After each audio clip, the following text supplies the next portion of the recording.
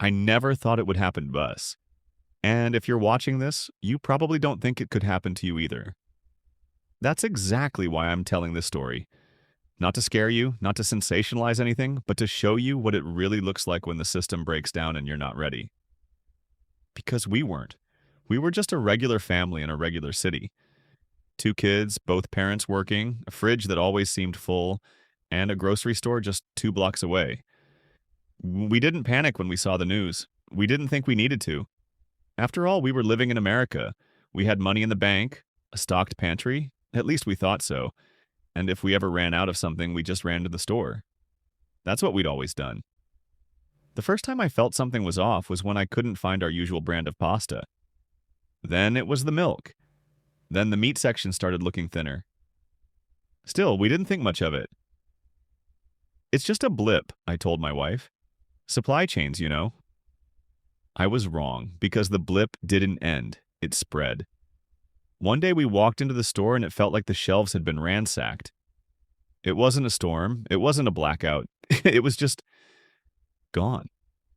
And that was the moment. That was when it hit me.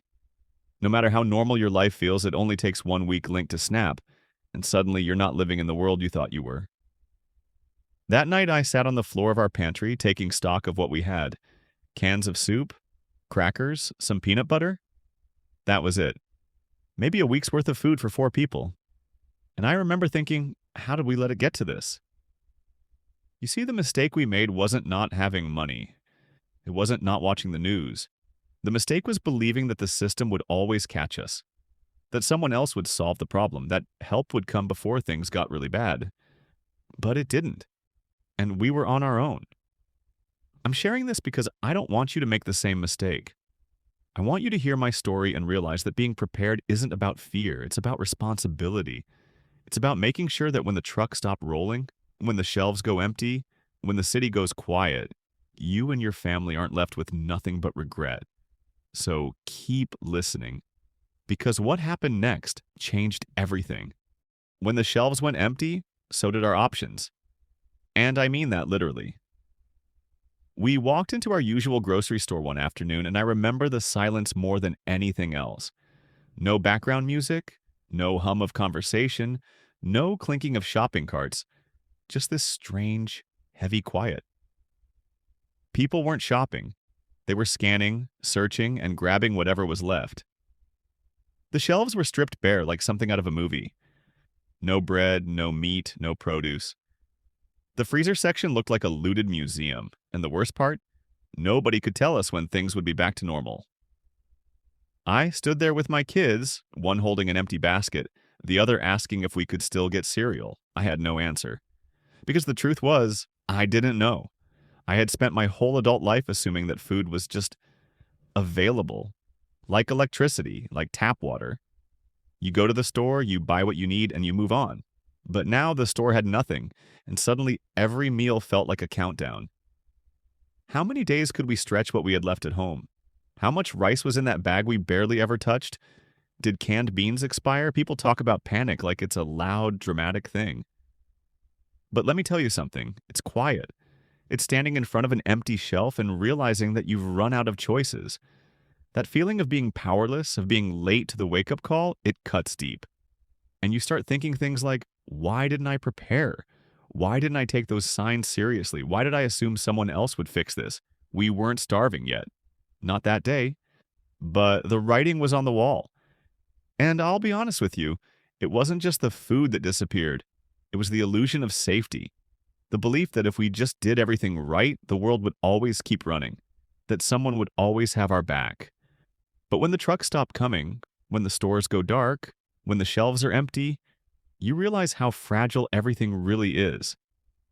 That's when I started looking for answers. Not in the news, not in the promises from officials, but in the people who had already figured this out. The ones who didn't panic. The ones who kept feeding their families while the rest of us waited. And that's when I remembered someone I hadn't talked to in years. My cousin out in the countryside. I'll tell you what I learned from him next, but just know this. If you think you'll figure it out when the time comes, you won't. Not unless you start preparing now. We had money but no food to buy. That was the part that really broke me. You grow up believing that as long as you work hard, keep a job, pay your bills, you'll be okay. That's the promise, right? That's the deal. But standing there with a debit card in my hand and nothing to spend it on, I realized how quickly that illusion can collapse. Because in a crisis, money doesn't feed you. Shelves don't care how big your paycheck is. And when the supply chain breaks, it breaks for everyone, rich or poor. We had enough in our account to buy groceries for months. But there was nothing left worth buying. We weren't just looking for luxury items or name brands. We were hunting for anything. A sack of potatoes, a dozen eggs. Even those were gone. People were walking out with bags full of random canned goods, off-brand energy drinks, baby formula even if they didn't have babies. It was survival mode shopping. And if you showed up late like we did, there was nothing left. That night we ordered takeout for what would be the last time in a long while. It was expensive and we felt guilty about it. But more than that, it felt desperate. Like lighting a match in a pitch-black room just to pretend we weren't in the dark. My wife looked at me across the table and said, "What happens when the restaurants close too?" And neither of us had an answer.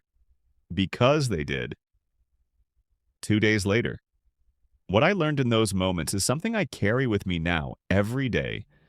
Access is not security. Money is not preparation. And comfort, what we think of as normal life, is just a fragile system that works right up until it doesn't. I'm telling you this because I don't want you to feel what we felt. I don't want you to assume that because your pantry looks full today, you'll be okay tomorrow. If the trucks stop, if the stores go dark, if the shipments get delayed or canceled or diverted, you're going to find yourself holding money that can't feed your family. That was the moment I realized we were trapped in a system we didn't control. But out in the countryside, far from the noise and the rush and the empty shelves, someone I knew was living a very different story. I'll tell you about that next. And you're going to want to hear it because it changed everything. Meanwhile, 200 miles away, my cousin Mark was planting tomatoes. No panic, no grocery lines, no empty shelves. Just rows of green, a few hens clucking in the yard, and the quiet rhythm of someone who had built his life around self-reliance. Not out of fear, but out of intention.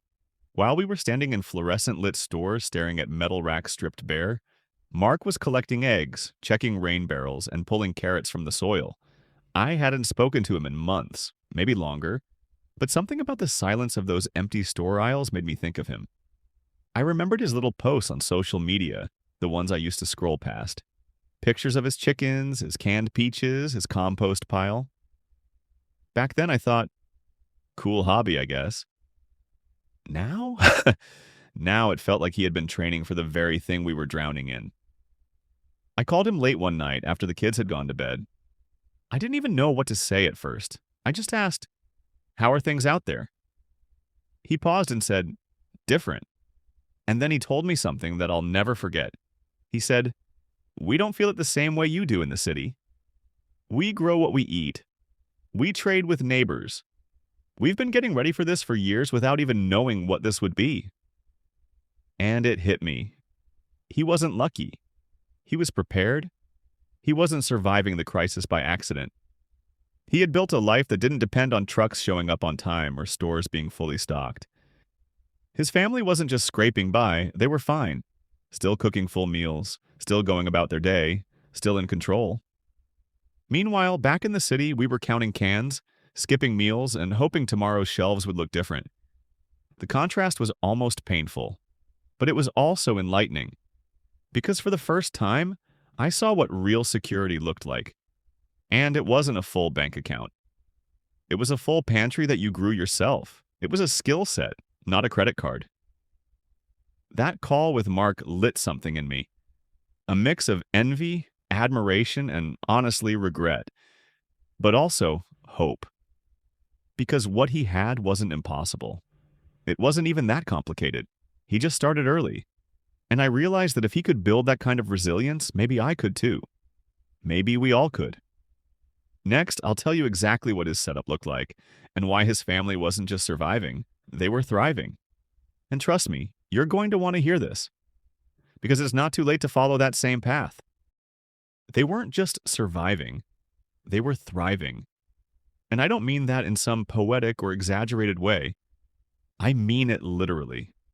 While we were eating the last of our instant oatmeal and watering it down to stretch the portions, Mark's family was sitting down to full plates.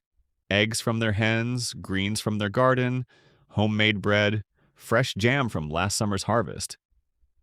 It wasn't a luxury meal, it was just normal for them. But to us in that moment, it looked like a feast.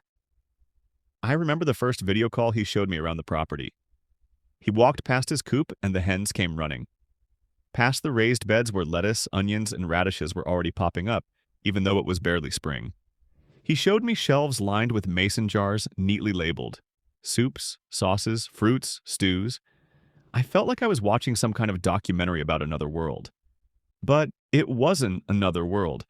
It was just a life built on preparation instead of convenience. They had systems in place for water, for food, even for waste. His kids knew how to plant, harvest, clean eggs, help in the kitchen.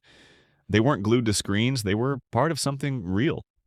And what struck me most wasn't just the food or the supplies or the independence. It was the peace. You could feel it in the way they talked, the way they moved, the way they looked at the world. They weren't afraid. They weren't waiting for things to go back to normal, because this was their normal. It made me realize something uncomfortable.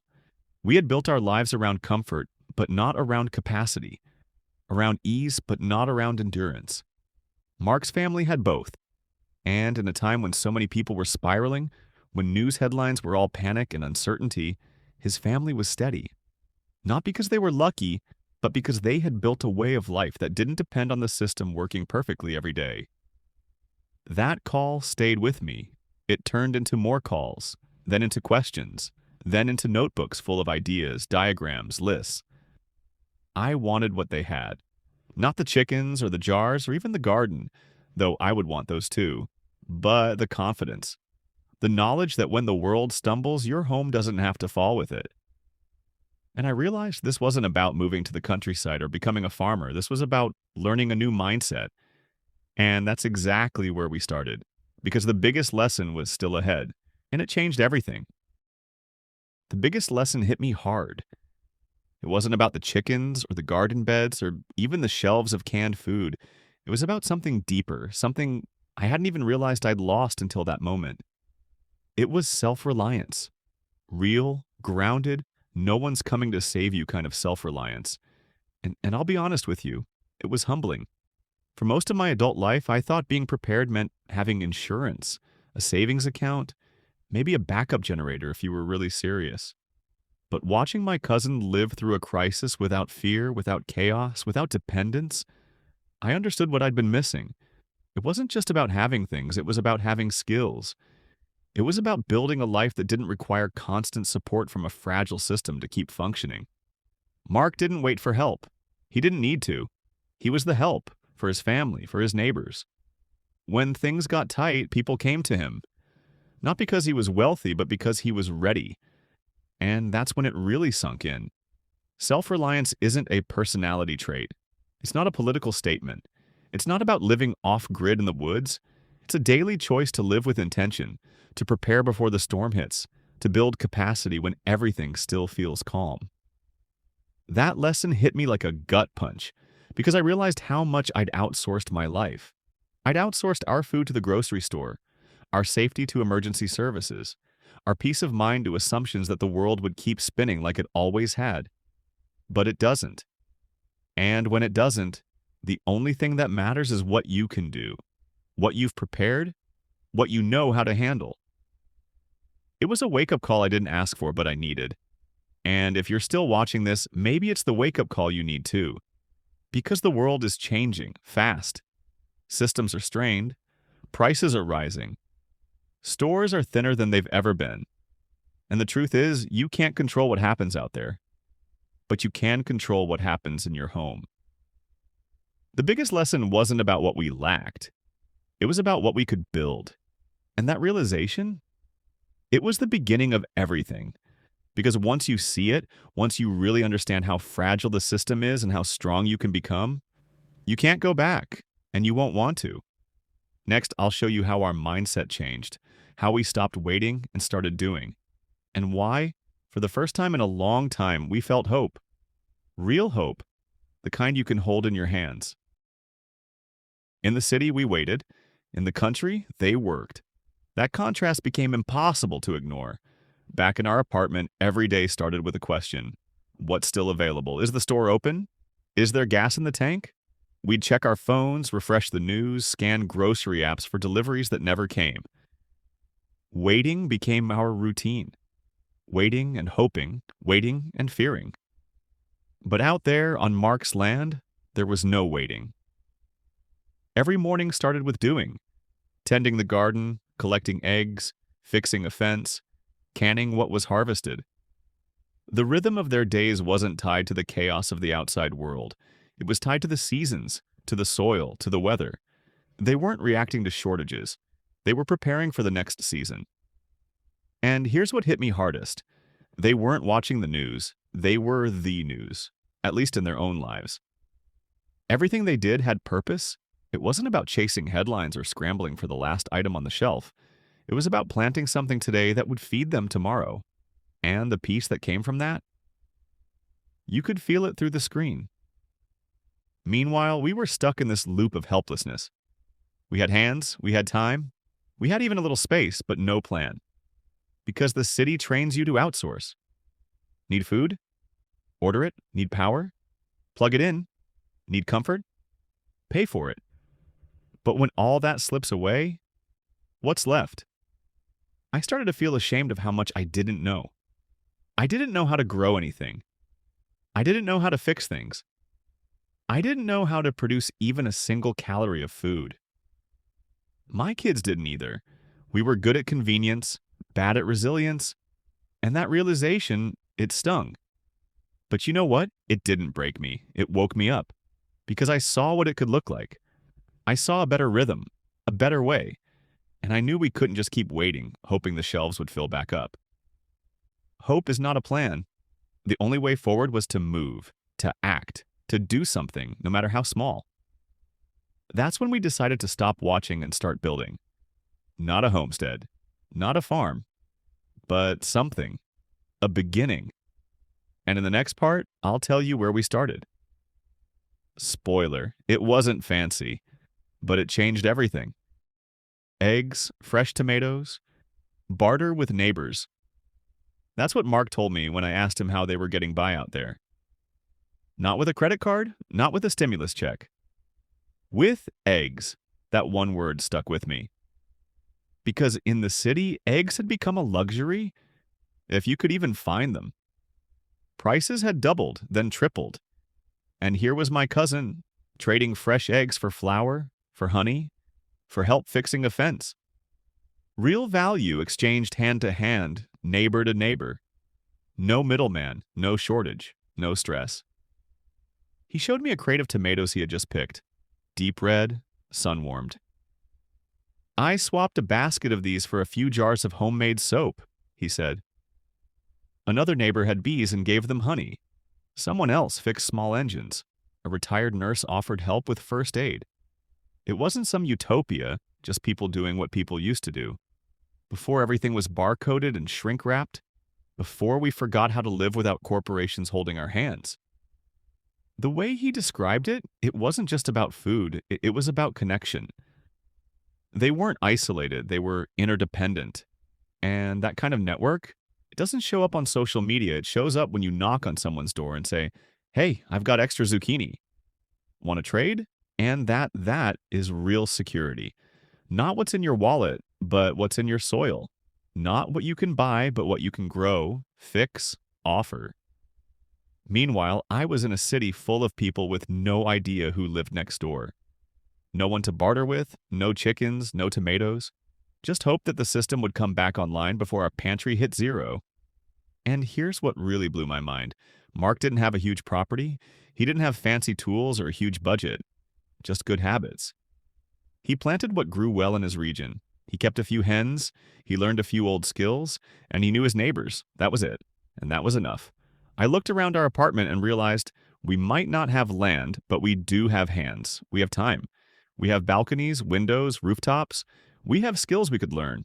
And if Mark could create that kind of life with a bit of dirt and some chickens, what was stopping me from starting with what I had? That question changed everything. And in the next chapter, I'll tell you about how we took our first step. Small, messy, but real. Because every homestead starts somewhere. And sometimes it starts with a tomato plant in a plastic tub. We had apps. They had animals. And I don't say that to be clever. I say it because it perfectly captured the difference between our two worlds. In the city, our daily routine revolved around screens. Grocery apps, delivery apps, news feeds, notifications pinging about items back in stock, or new limits on eggs or baby formula. We were glued to our phones like they held the answers, but they didn't. They held delays, errors, out-of-stock messages. And every time we refreshed, it just reminded us how powerless we were. Out on Mark's land, there were no apps. There were animals. Real, living things that produced food day after day, regardless of what was happening in the world. His chickens didn't know the economy was tanking. His goats didn't care about supply chain disruptions. They just kept laying, kept grazing. And because of that, his family kept eating. That realization hit hard. We had built our lives around convenience and speed. They had built theirs around function and sustainability. We were waiting for alerts. They were collecting eggs. We were hunting for a delivery window. They were milking goats. We were charging devices. They were charging solar panels. And here's what scared me most. We thought we were the advanced ones, the modern ones, the efficient ones. But when the system cracked, none of our conveniences could feed us. None of our subscriptions or streaming services or digital wallets could put food on the table. We had knowledge of systems. They had knowledge of life. It's not that we were lazy. We were just trained to rely on a system that doesn't teach you how to do anything anymore. We knew how to track packages, not how to plant seeds. We knew how to Google solutions, but not how to fix things with our hands.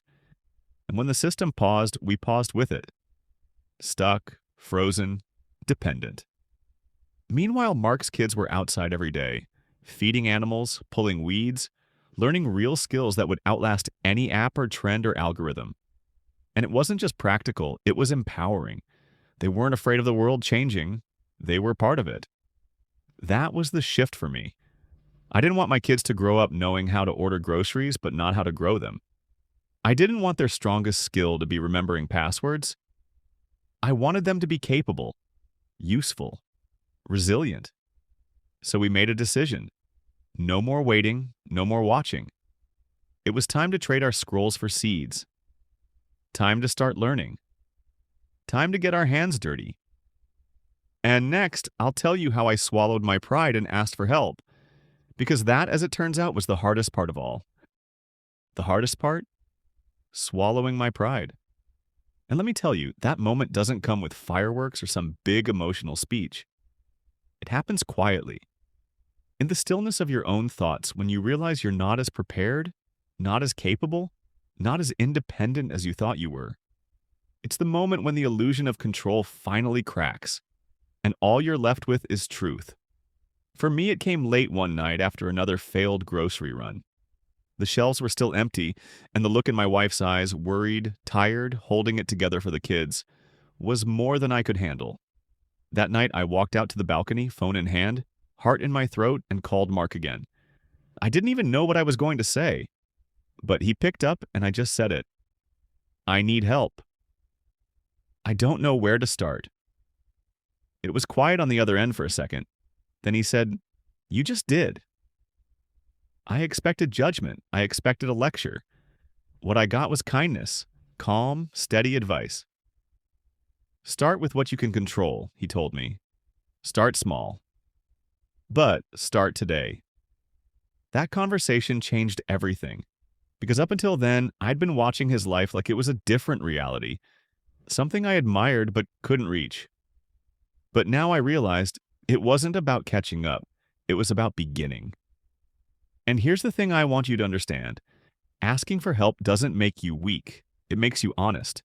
And honest people survive better than proud ones when the system fails. I had spent years convincing myself that if things ever got bad, I'd figure it out. But you don't rise to the occasion, you fall to the level of your preparation. And I had none. That moment of humility was the turning point. It stripped away the noise, the excuses, the fake confidence. It left me with something better: clarity. I didn't need to know everything. I just needed to start learning. I needed to listen, to pay attention, to act. So I took notes. I made lists. I asked dumb questions. I texted Mark photos of seeds, tools, soil, and he answered every single one. No sarcasm, no condescension, just support. Because he understood something I hadn't yet learned. In a crisis, community matters more than pride. You don't survive alone. You survive together. That was the moment I stopped trying to protect my ego and started protecting my family. And in the next chapter, I'll show you what happened when I stepped into that world for the first time. What it felt like to get my hands in the dirt, to take control, to start becoming the kind of man I should have been all along. They gave us more than food. That was the first thing I noticed when we pulled into Mark's driveway. We didn't just come home with eggs and produce and a few jars of preserves. We came home with something far more valuable: understanding, direction, a glimpse of what life could look like when it's not held together by fragile systems and false comfort. Mark and his family welcomed us like we were already part of their rhythm. No pity, no drama, just quiet confidence. They handed us a basket with fresh eggs, a loaf of homemade bread, a bag of garden vegetables, and some canned stew that his wife had made last fall. It was food, yes, but it was more than that. It was proof. Proof that there was another way to live. Proof that stability doesn't have to come from store shelves or delivery apps. Proof that if you build the right habits, you don't have to panic when the world changes. But what stayed with me more than the food was what they showed us. Mark took us around the property, but this time it wasn't just a tour, it was a lesson. He pointed out things I'd never even noticed before: how the coop was built to stay warm in winter without electricity, how they rotated garden beds to protect the soil, how they dried herbs, filtered rainwater, kept predators away from the chickens. Every little detail had purpose. None of it was fancy, it was just smart. And the way he explained it? Simple. Not in a look how prepared I am way, but like someone passing down a language he didn't want to see lost. He taught us how to recognize when lettuce was ready to pick, how to store eggs without refrigeration.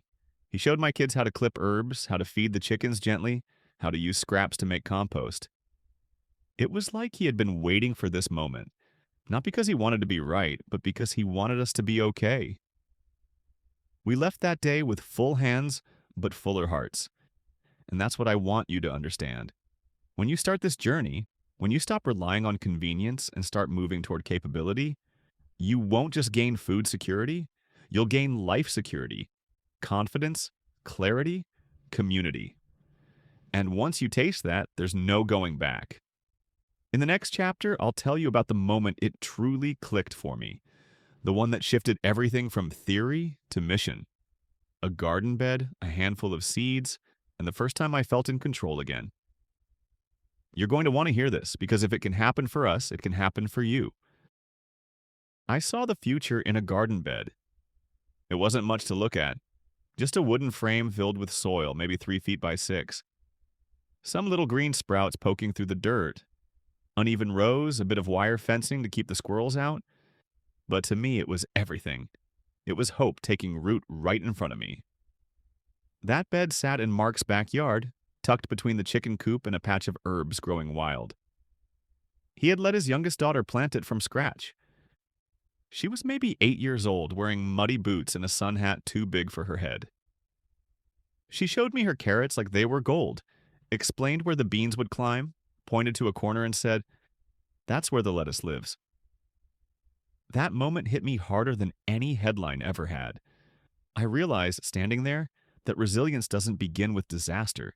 It begins with dirt, with knowing where your food comes from, with teaching your kids that meals don't start at the grocery store, they start in the ground.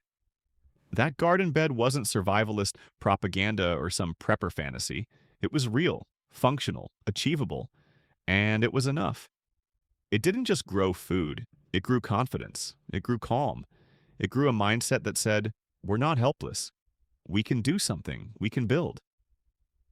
And suddenly, all those things I used to scroll past online, People talking about homesteading, heirloom seeds, composting didn't seem strange or extreme.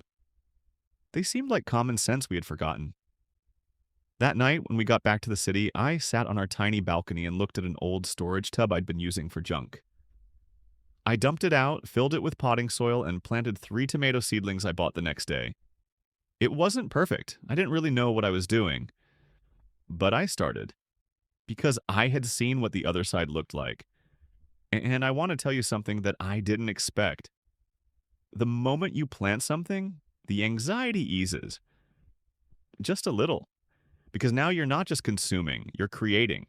You're participating in something that doesn't rely on the system to function. It relies on you, on water, light, time, and care. And those are things you can control, even when everything else feels out of reach. That garden bed, hers and mine, became a symbol of what's possible, of what's necessary, and of what's coming. Because the truth is, the old way of life, it's already fading. You can feel it. And the people who learn to grow now, who learn to produce, preserve, and provide, they're not just going to survive the next crisis. They're going to lead through it. Next, I'll tell you how we started growing in the city, with limited space, limited experience, and no clue what we were doing. And yet, it worked. Because self-reliance doesn't wait for the perfect moment. It begins exactly where you are. We started small, a few pots on the balcony. Nothing fancy. No raised beds, no rainwater systems, no chickens scratching in the yard.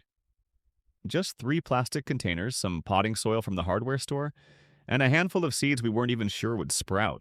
It felt almost embarrassing, to be honest. After seeing what Mark had built, this little setup looked like a joke. But it wasn't. Because it was ours. And it was a beginning. The first thing we grew was basil. Not because it was essential to survival, but because it was fast, simple, and forgiving. Within a week, those little green leaves started pushing through the soil, and I can't tell you what that did for us. We'd water them every morning, my youngest would check their height with a ruler, and we'd all lean in to smell them like they were flowers from another planet. Then came tomatoes, then lettuce in a long plastic tub. We figured out how to make vertical racks using old crates and salvaged wood. We watched YouTube videos late at night, learning about light cycles and drainage holes and companion planting. We messed things up, a lot. But we kept going, and the thing is, it wasn't just about the plants. It was about the shift in our thinking. We stopped looking at food as something we buy and started seeing it as something we make. Every sprout was a tiny rebellion against the lie we'd believed for years, that we needed the system to survive. What surprised me most was how quickly our mindset changed. We found ourselves buying different groceries, not just for eating, but for saving seeds. We talked more with our neighbors, asked if they'd ever grown anything on their balconies. We found local gardening groups, bartered supplies, shared cuttings. We weren't just prepping, we were reconnecting to food, to community, to ourselves. And all of this came from a few plastic pots. No land, no farm, just the decision to stop waiting and start planting.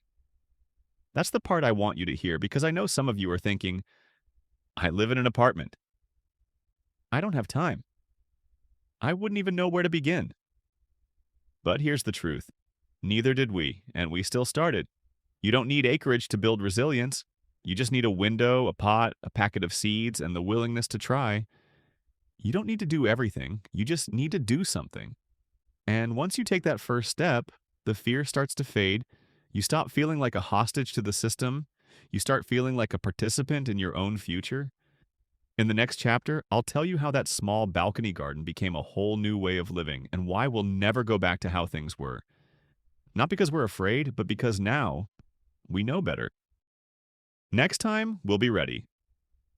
That's the promise we made to ourselves, not out of fear, but out of clarity.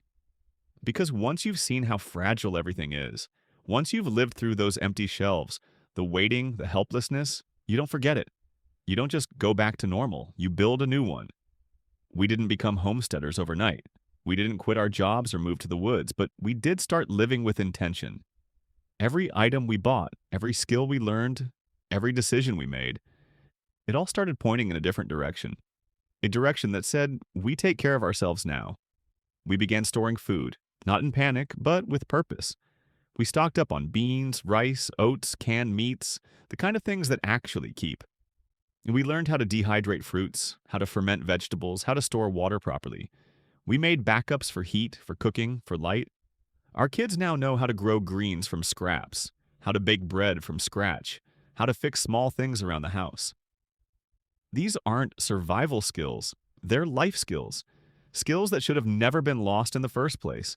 And here's the truth no one tells you. The more you learn, the less you fear. We stopped obsessing over the headlines. We stopped waiting for someone to fix it. We became active, aware, calm. We knew where our next meal was coming from. We knew how to stay warm if the grid went down. We knew how to feed our kids even if the stores shut their doors again. That's what being ready actually looks like. It's not about living in fear, it's about living in freedom. Freedom from dependence, from panic, from helplessness. If there's one thing I've learned from all of this, it's that being prepared doesn't mean you're afraid of what's coming. It means you respect it, and you respond accordingly. You learn, you act, and you take responsibility for your future before someone else has to. Because next time the shelves go empty, next time the trucks stop, next time the system shakes, we won't be frozen, we won't be shocked, we won't be begging for answers. Next time, we'll be ready. And in the final chapter, I'll leave you with the most important truth of all, the one that keeps me up at night and drives me forward every single day. You're not ready for what's next, but you can be. Because when the lights go out again, we won't be in the dark. That line has lived in my head ever since all of this began. Not just as a metaphor, but as a literal truth. I remember the night the power cut out, the silence, the sudden blackness, the way the city, so loud and alive just hours before, became still, vulnerable. That night taught me more than any book or video ever could. It showed me what it feels like to be caught unprepared, to realize in a single flick of a light switch that no longer works, just how much we've handed over to systems we don't control. But now we have candles that we made ourselves, flashlights that run off solar, a backup heat source that doesn't rely on the grid, and food, actual food that we grew, preserved, and stored with our own hands. We don't just have supplies, we have skills. We have plans. We have peace. And no, we're not off-grid. We're not survival experts. We're just a family that learned the hard way how fragile normal really is, and decided never to be caught off guard again. That's the part I hope you remember from this story. Not the fear, not the mistakes, but the shift. The moment when you stop asking, what if, and start saying, here's what I can do. You don't need land to start. You don't need money. You don't need to know everything. You just need to decide that you won't be in the dark the next time the lights go out. That your family won't be standing in line for food that isn't there. That your safety won't depend on someone else's supply chain or someone else's promises. This isn't about prepping out of panic. It's about preparing out of respect. Respect for what's coming. Respect for your own ability to adapt, to learn, to build something better, something stronger. Because the truth is, the next disruption isn't a matter of if, it's a matter of when. And when it comes, I want you to be ready, not just with flashlights and food, but with confidence, with calm, with clarity. Because when the lights go out again, you don't have to be in the dark. And trust me, you're not ready for what's next. But you could be, and it starts right now.